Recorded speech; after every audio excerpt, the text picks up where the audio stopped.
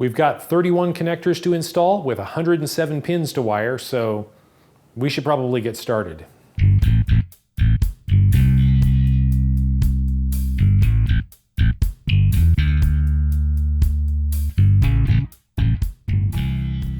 Welcome back to Cloud 42, I'm James. Well, as you know, I am in the middle of building out the electronics control panel for a new CNC machine.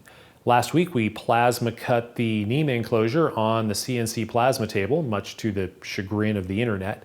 And this week we're going to actually fabricate the connector subpanels and get some connectors in the box and get it wired up and get it ready to run. The last time we looked at this electrical panel for my new CNC build, we were concerned with actually cutting the NEMA enclosure box itself. And we cut out these openings in the bottom of the box for the connector subpanels. Now, I decided to go with a connector subpanel design because I wanted to have, well, first of all, I didn't want to try to cut all of these intricate little holes and get them exactly on size for snap-in connectors, for example, in the box itself. But I also wanted to have flexibility for the future so that if something changes or if I want to go in a different direction, I can just make a new subpanel with different connectors on it. And the box doesn't have to be replaced, or I don't have to figure out what to do with holes that are the wrong size or in the wrong place. Now, there are two panels here. One is for power. So I've just got 3 IEC inlets. One of them is to power the box itself. And then I've got 3 IEC outlets. So the first one provides power to the box itself, and when the main contactor is switched on, then I have an output here. This will actually go over to the VFD enclosure so that it can power up the contactor in there to power on the VFD at the same time.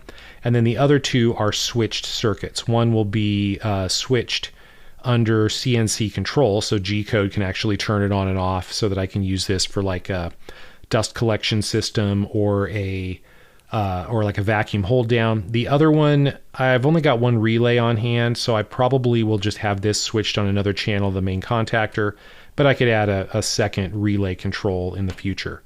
And these specifically are just wired from the inlet to the outlet and not hooked in through the fuses of the circuit breaker or anything else that's going on inside this enclosure. They're entirely independent, so they will be rated for 15 amps, which is what the connectors are rated for, and I don't have to worry about how big the total load is because they're running from a separate supply.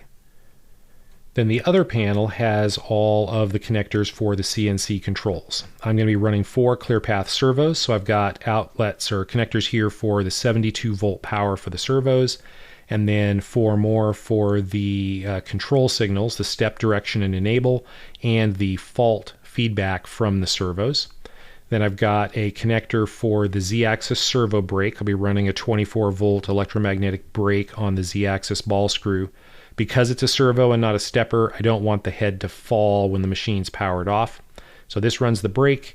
This is a 12-pin connector that's going to go over to the VFD cabinet to control the VFD and get feedback from there. This will be a network pass-through for Ethernet. And then over here are all the sensors. These are all standard 4-pin A-coded M12 connectors for the proximity sensors. This machine is going to have 6 home and limit switches. They're normal Pepperl and Fuchs proximity sensors that use these 4-pin connectors. So 6 of those are for that.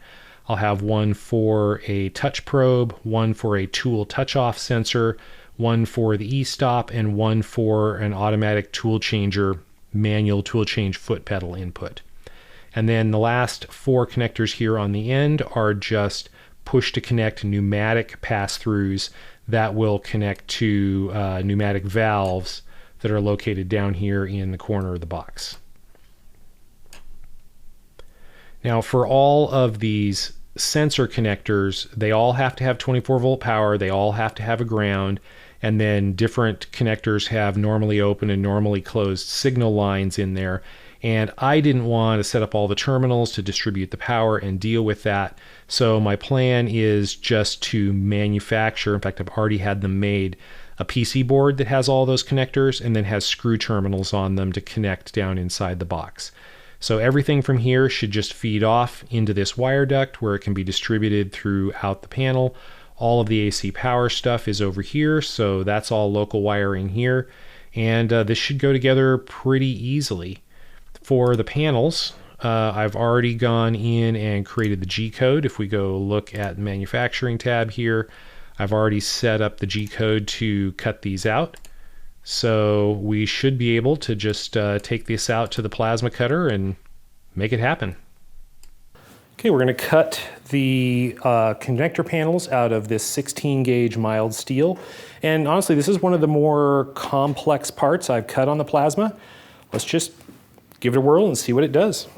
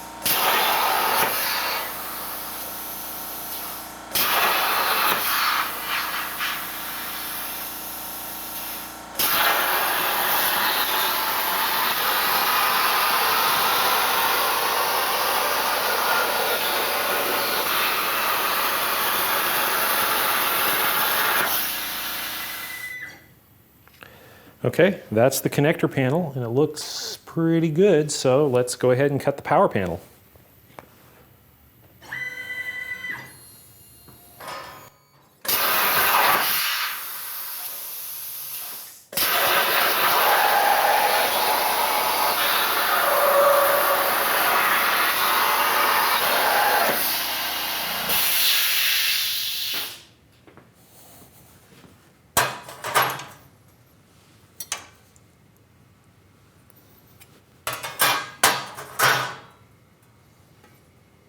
Okay, let me go clean these up and I'll meet you over at the bench. And here are the panels all cleaned up and ready to install. I just knocked the slag off of these with a 2-inch roll-lock flap disc on right angle die grinder. And it does a nice job of just knocking it off. You know, if the stuff is really persistent, it will, it'll grind it away, but generally as soon as you enter the cut, any of the stuff that's loose just flies off. So I'm pretty pleased with how these came out. I also cleaned them up, running them over the non-woven deburring wheel on the buffer, just to kind of knock the majority of the discoloration off. And these look pretty good. Should I paint them? Yes. Should I label them? Yes. Will I? We'll see. So let's start with the power panel. These cutouts were designed from the data sheets for the connectors I want to use, and let's just grab those and see how they fit.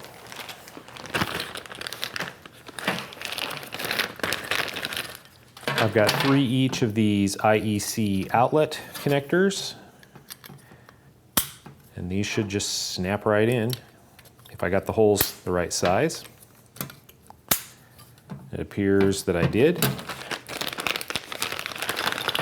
And the IEC inlet connectors, which I want to orient in the same direction so that the line and neutral line up properly.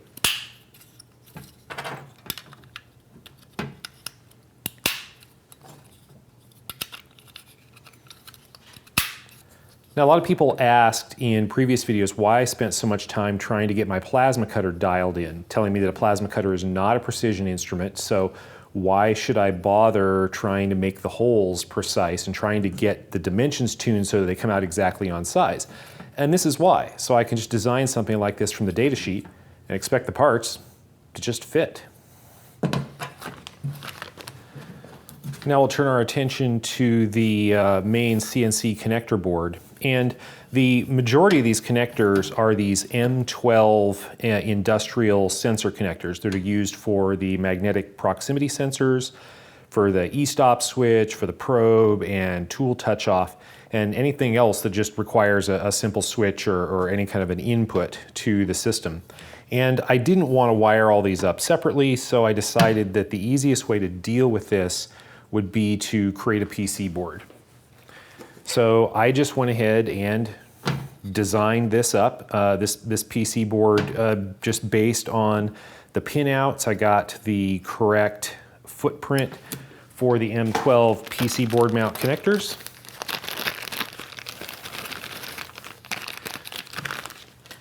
They're just these simple things. Let me zoom in here so you can see a little bit better. This is just a 4-pin A-coated M12 connector with PC board pins on the back. So this will just fit right into the PC board. And then I can do a lot of the wiring for these connectors that are common for all the connectors on the PC board planes instead of having to run separate wires and have terminals for those. Every one of these connectors requires power and ground, and then the other 2 pins in the standard pinout are for a normally open switch input and a normally closed switch input. So what I've done is I've just set up a grid of these connectors, and I've run all of the pins over to terminals on the left. I've got inputs for power and ground, and then those are in common for all the connectors. And then for the home and limit switches, I just have the normally open connections wired, which is what's used by the normal Pepperl and Fuchs magnetic proximity sensors or inductive proximity sensors. And then for all of the rest of the switches, I've wired normally open and normally closed circuits.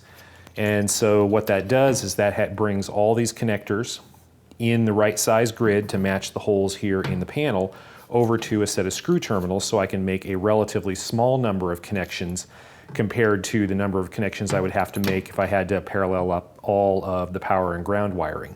And then these are just normal plugs that even once the terminals are on there, I can easily pop them off to disassemble the box for maintenance if needed.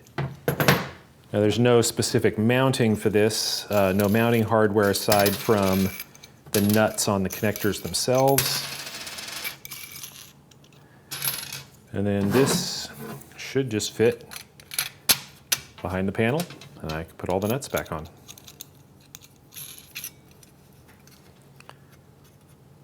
Now these connectors all have O-rings that are built in, that are in the back here sandwiched, so you get a little bit of forgiveness on the actual position. Though when I soldered these onto the PC board, I laid all the connectors face down on a surface plate to line them up and make sure they were all at the same height for soldering.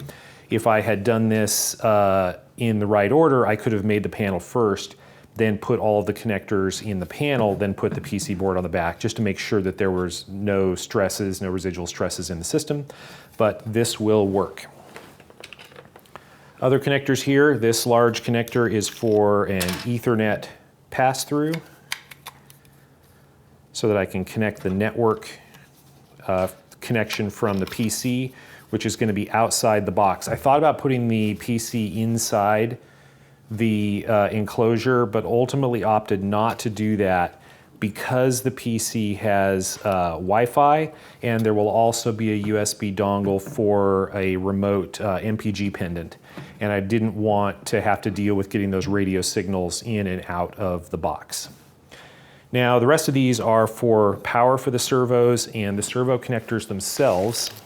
And for that, I'm just using Molex connectors. And these should, if I got my dimensions right, just snap right in.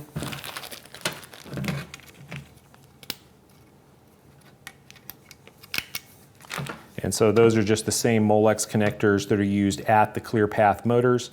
And so I will, crimp the wires and the pins and insert them from the back here. In fact, I won't go ahead and put the rest of these in because I'll want to take these out for crimping up the cables, and I'll snap them in when they're done. Then the last 2 electrical connectors here are for connecting a foot pedal, connecting the output for the servo brake. There will be a brake on the output of the Z-axis servo so that when the power is turned off, this brake will clamp and prevent the head from falling.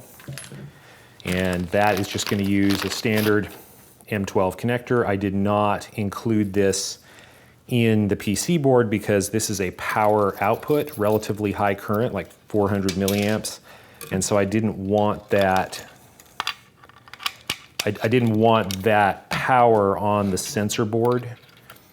it's not too much for the PC board to handle. I just didn't want to risk any kind of interference between the low current input signals and the power output there. And then the last one is a much higher density. This is a 12-pin M12 connector, and this is for the connection that will go from the controller over to the VFD cabinet.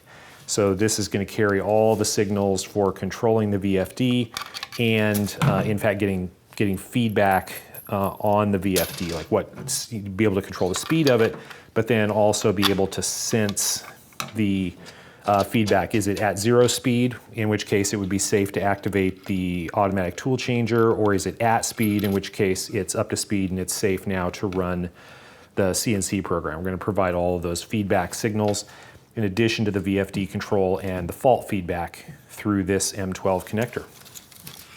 You might also have noticed in previous videos that I have pneumatic valves inside the box, and these holes are for the ports for those valves. And I've just got push to connect bulkhead fittings here that will just go in these holes and have a push to connect fitting on each side, so I can run the tubes outside the box and I can run the tubes inside the box, and they will communicate.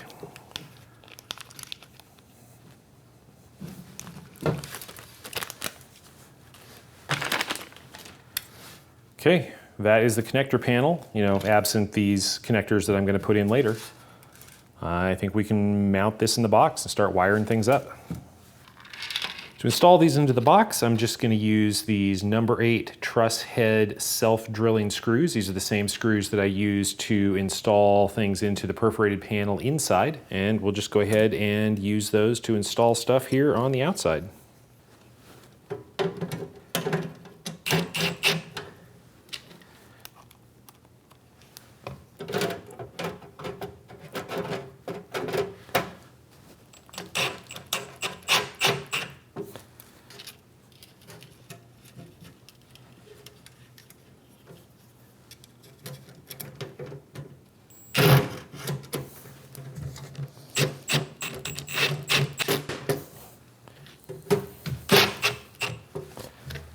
There we go.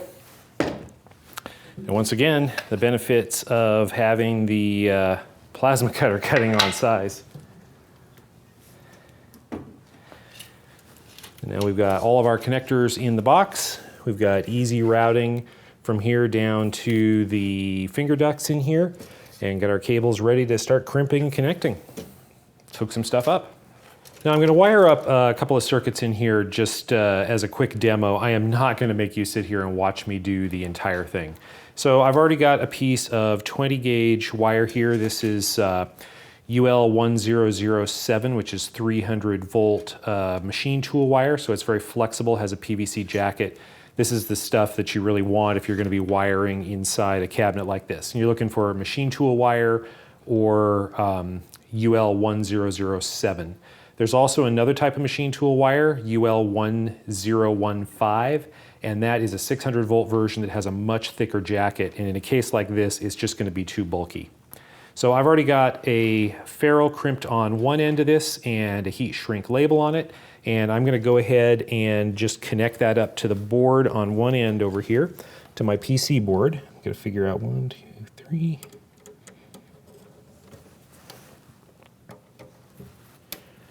If I put it in the right hole, the screw clamps it down better. Okay, so I've got that connected, and I've got my list of where everything goes, and this is going to be the X limit switch, which is going to go to input 1 on the Ether 1616 down here. Go ahead and make sure I've got that screw loose, and I do. And then I'll take this and route it the way I want it to go here in the box.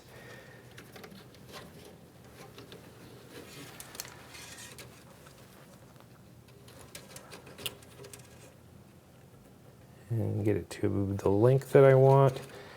Make sure there's, you know, enough slack that it's comfortable, but not so much I've got to figure out how to deal with it. And cut that to length, and we'll put a ferrule on it. So strip it.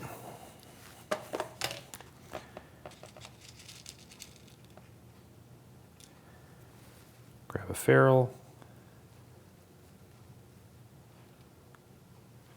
that on and crimp. Now this is the X limit, and so I want to label this wire. So I've got my label maker here, and I've got this loaded with 1/4 inch heat shrink tubing. So X limit, and that gives me a little piece of heat shrink tubing, and I'm thinking about which way this is going to go in so I know which way to put it on the wire to make sure that it is legible in the box.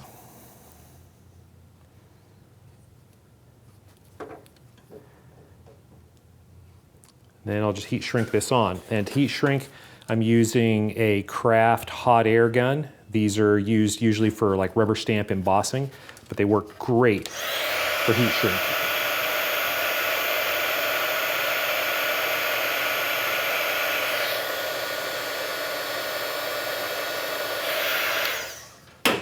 And just like that, it now says X limit, and I can route this back through and attach it. Then I'm going to try to rotate it so that the writing is up. Just to make life easier for anyone who has to maintain this box later, especially since it's probably going to be me. And that's one circuit done. Now we just have to repeat over and over and over and over for all of the remaining circuits. Like I said, I'm not going to make you watch that. Ooh, there is one I can do easily. Here's the Ethernet cable. I'll just go ahead and connect that. Okay, now one fewer. Okay, let me get some of this stuff out of the way and let's power it up and let's test that one circuit and make sure everything's working before I dig in any further. I've got you zoomed in real close here down in the corner. Here's where that X limit wire comes in that I brought down the cable duct here. You can see the label on it. Maybe you can't read the X because this is in the way, but I can read it, X limit, and that's connected to input number 1 on the Ether 1616 board. And then of course, you know, once this thing is all done, the caps will go on the finger ducts, and the result is a nice, neat little package. And of course, we'll have wires connected to a bunch of these terminals. Well, let me reach over here and power this thing up. And let's plug in a sensor and see how it works. So I know that this is the X limit input, even though I didn't label it. So I'll connect the cable here. And what I have here is one of these Pepperl & Fuchs inductive proximity sensors.